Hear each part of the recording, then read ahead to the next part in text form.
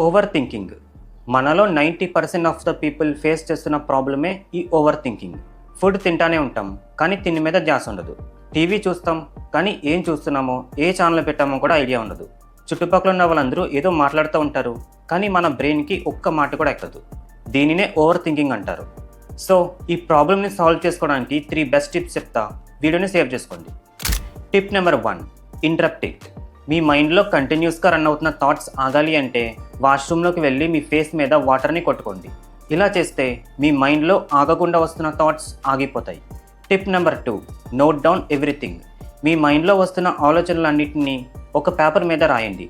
ఇలా చేయడం వల్ల మీ మెంటల్ స్పేస్ క్లియర్ అయ్యి మీకు ఒక క్లారిటీ వస్తుంది. Tip number 3, talk it out. మీ ఫ్రెండ్స్తో కానీ ఫ్యామిలీ మెంబర్స్తో కానీ ఎవరో ఒకరితోటి ఏదో ఒక టాపిక్ మీద మాట్లాడుతూ ఉండండి. మీరు బయటికి మాట్లాడుతూ ఉంటే మీ మైండ్లో ఏ థాట్స్ రావు. వీడియో వాల్యుబుల్గా అనిపిస్తే మీ ఫ్రెండ్స్కి షేర్ చేసి మన పేజ్ని ఫాలో చేయండి.